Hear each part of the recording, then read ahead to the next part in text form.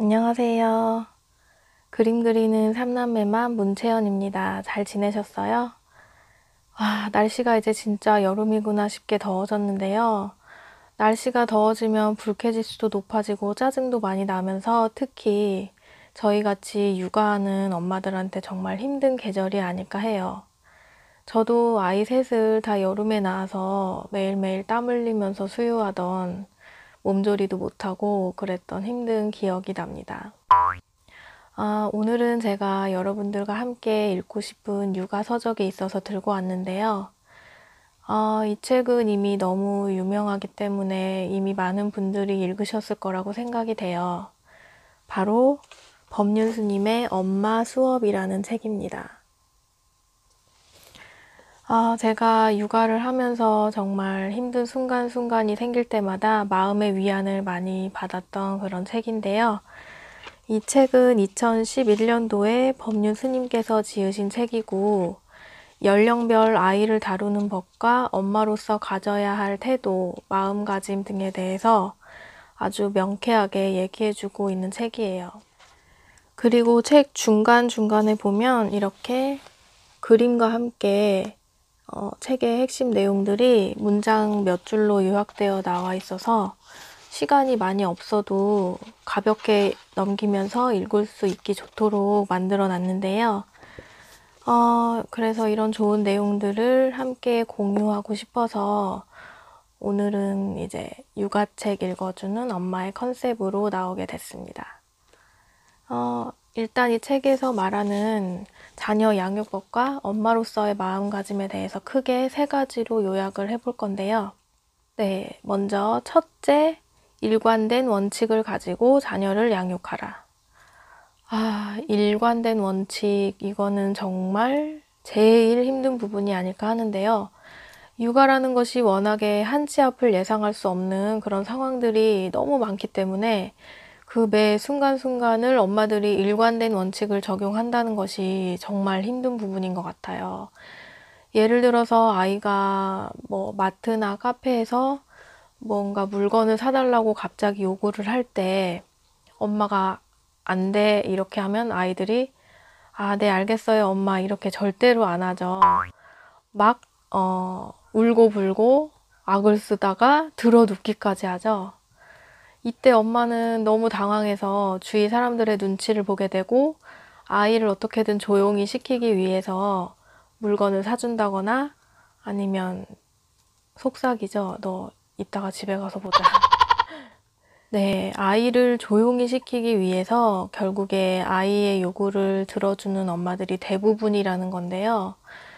이렇게 때를 쓰면 결국엔 엄마가 들어주겠구나 하고 학습된 아이는 다음에 또 같은 상황이 되었을 때 자기의 요구를 충족시키기 위해서 더 크게 악을 쓰고 때를 쓴다는 건데요.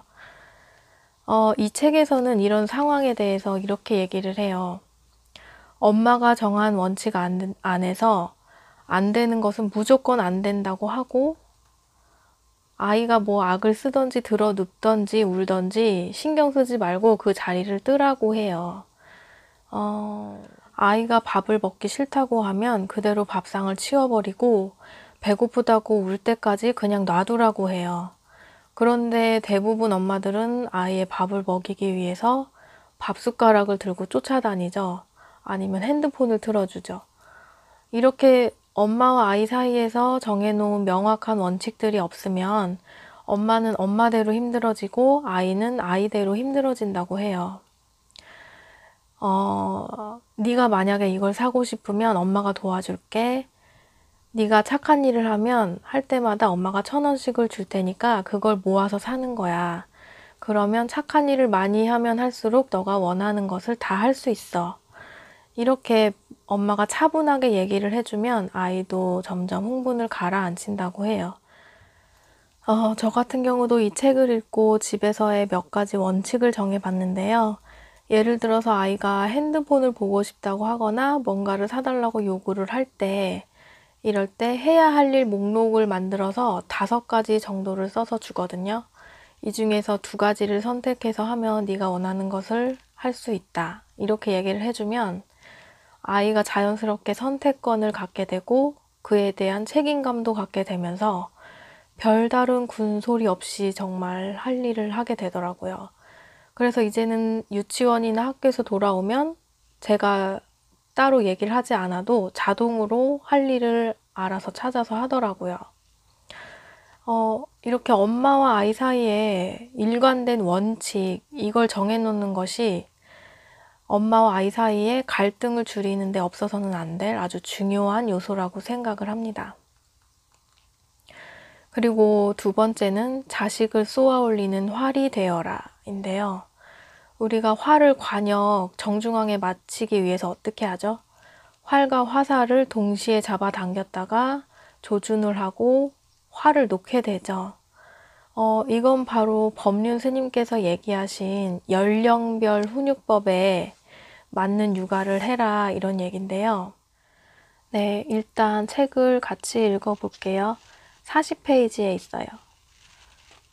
아이를 정말 사랑하면 3살 때까지는 방도 없이 텐트를 치고 살아도 엄마가 애들을 키워야 합니다. 애 키울 동안은 20평 살다가 10평으로 이사를 가더라도 전적으로 책임지고 맡아서 키우겠다 이렇게 생각해야 합니다. 아이에게는 기른 사람이 엄마예요. 그런데 직장 생활을 하느라 자식을 안 돌보았기 때문에 이 엄마는 진짜 엄마가 아니에요. 그저 돈을 댄 사람일 뿐이죠. 옷 사주고 장난감 사주는 일은 열심히 했겠지요. 그러나 정작 중요한 것이 빠져 있어요. 아이를 품에 안고 돌보는 시간이 없었다는 거예요. 그러니까 애를 남한테 맡겨서 키울 때는 애가 나에 대해서 잘하리라는 기대를 안 해야 해요. 아이를 남의 손에 맡겨놓고 자기 볼일 보러 다녀놓고 아이가 나에게 잘하리라 기대했다가 뜻대로 안 되니까 괴로운 거예요. 그렇다고 엄마가 직장 생활을 하지 않고 가정에만 있어야 한다고 말하는 게 아닙니다. 엄마가 직장 생활을 하려면 아이의 나이를 고려해야 해요. 만약 아이가 초등학교에 들어가기 전이면 사회활동을 그만두든지 아니면 줄여서라도 아이를 최우선에 두어야 해요. 아이가 초등학생이라면 서로 대화를 하는 게 좋아요. 자신의 상황에 대해 변명이 아니라 대화를 해야 합니다. 그러다 아이가 중학생이 되면 그때부터는 아이에게 크게 신경 쓸 필요가 없습니다. 이때는 오히려 관심을 끊어주는 게 좋아요. 아이에게 관심을 안 갖는 게 아니라 아이가 자기 일을 하도록 지켜봐 주는 사랑이 필요합니다. 이처럼 엄마가 직장 생활을 하더라도 아이가 몇 살이냐에 따라 기준을 정하는 것이 현명한 엄마가 되는 길입니다. 요약을 해보자면 아이가 이제 적어도 초등학교 고학년이 되기 전까지는 엄마의 보살핌이 굉장히 중요하다는 건데요. 이 사항은 물론 육아휴직 제도의 개선과 같은 사회 제도가 좀 더 뒷받침되어야 가능한 일이겠지만 가능하다면 엄마나 아빠가 아이의 하루를 함께 해주는 것이 중요하다는 얘기예요. 실제로 주변에서 아이가 돌 되기 전후로 일찍 시설에 맡겨지거나 이 사람 저 사람의 손을 타서 키워진 경우를 봤거든요. 그 당시 문제가 나타나진 않더라도 많은 경우 아이가 사춘기가 됐을 때 영유아기 시절에 엄마로부터의 보살핌을 받지 못한 그런 정서적 결핍이 문제 행동들로 나타난다고 해요. 그래서 저는 엄마를 활에 비유하고 자식을 화살에 비유해 봤는데요. 화살이 관역 중앙에 꽂히기 위해서 활과 화살을 함께 당겨야 하잖아요. 아이에게 자아가 확실하게 생기기 전에는 반드시 엄마의 보살핌이 필요하다. 그리고 나서 중학생 정도가 되었을 때 그때는 한 발 멀리 떨어져서 아이를 지켜봐 주는 것이 필요하다. 그때는 자기의 인생을 잘 걸어가도록 잘 날아갈 수 있도록 놓아주는 것이 옳은 일이다 라는 거죠. 저희 세대가 어렸을 때만 해도 아빠는 돈을 버느라고 항상 밖에 나가서 바쁜 존재였고 엄마는 시부모님을 모시느라고 매일매일이 정신없는 분이셨어요. 그래서 뭔가 어린 시절에 그런 따뜻하고 애틋했던 기억은 많이 없는데요. 그러다가 중학생이 되고 나서 갑자기 가족여행을 같이 간다고 했을 때 선뜻 따라 나서기가 굉장히 어색하고 대부분을 방문을 닫고 생활했던 그런 기억이 있는데요. 저야 물론 지금 아이들을 100% 케어하고 있지만 아이들이 평생을 살아가게 될 자아와 감각기관, 정서 등이 형성되는 시기잖아요. 이 시간은 이제 다시는 돌아오지 않는다는 것을 늘 가슴에 새기고 이후에 자식과의 관계에 있어서 후회하는 일이 생기지 않기를 바라는 마음입니다. 마지막 세 번째는 스스로 행복한 엄마가 되라는 건데요. 네, 언젠가 제가 아는 동생 집에 놀러 간 적이 있는데요. 그때 손에는 3살 된 아들 손을 잡고 있었고 아기띠에 한 9개월 된 딸, 둘째 딸을 안고 이제 놀러 갔었는데 그 친구도 제 아이들하고 나이가 같았어요. 그래서 이제 아이들끼리 서로 만나면 잘 노니까 그렇게 가벼운 마음으로 놀러 간 거였는데 그 동생 얼굴이 너무 지쳐 있는 거예요. 꼭 영혼이 빠져나간 것 같은 표정? 물론 애들이 다 어리고 이제 둘째 아이는 계속 수유를 해야 하는 상황에서 첫째가 계속 징징거리고 울고 이러니까 물론 힘들고 엄청 지쳤겠죠.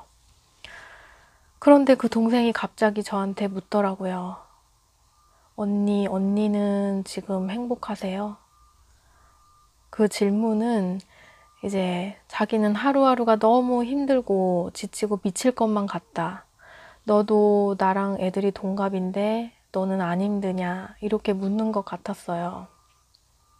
그 친구는 이제 나름 고학력자에다가 집도 그렇게 못 사는 게 아니었고 도우미 아줌마가 항상 상주에 계시고 조건으로 봐서는 굉장히 풍족한 삶을 살고 있는 것 같은데 표정이 너무 불행해 보였어요. 뭐랄까 육아에 너무 지쳐 있는 것 같았어요. 왜 안 힘들겠어요? 하고 싶은 거, 먹고 싶은 거, 사고 싶은 거 다 이제 결혼 전에는 자유롭게 하다가 애들을 딱 낳고 나니까 꼭 감옥에 갇힌 것 같은 느낌이 들잖아요. 아유, 내가 이러려고 비싼 등록금 내고 대학을 다녔나, 직장을 그만뒀나, 이런 자괴감이 들 때가 한두 번이 아니죠. 그런데 그 힘든 순간들이 영원하지는 않다는 거, 그리고 우리도 다 그렇게 컸다는 거. 사실 우리가 지금 부모님을 보면 어떤 생각이 들어요? 막, 아유, 우리 엄마 아빠는 고생고생을 해서 나를 이렇게 키웠는데 나를 왜 낳아가지고 나는 또 이런 고생고생을 하고 사나 이런 느낌보다는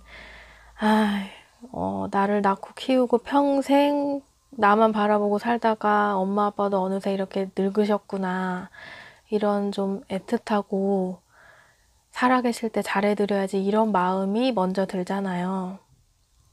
네, 아이한테 좋은 옷을 입히고 좋은 것을 먹이고 또 좋은 학원에 보내고 이런 게 중요한 게 절대로 아니랍니다. 우리도 우리가 커온 것을 생각을 해봤을 때 엄마가 나한테 뭘 입혀주고 뭘 먹여주고 어느 학원을 보내줬지? 이런 것보다는 우리 엄마가 얼마나 웃었는지 아빠는 어떤 사람이었고 엄마와 아빠 사이는 어땠는지 이런 것만 기억에 남잖아요. 이렇듯이 아이는 바로 엄마의 웃는 얼굴, 행복한 얼굴을 보면서 자란다고 합니다. 그렇게 눈과 머리와 가슴이 행복한 엄마의 얼굴로 가득 찬 아이는 어디에 내놔도 잘 된대요.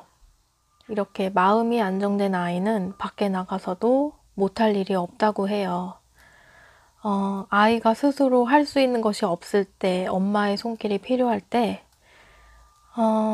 엄마에게는 너무 힘들지만 엄마와 아이의 인생을 전체적으로 놓고 본다면 한 아주 작은 부분일 수가 있죠.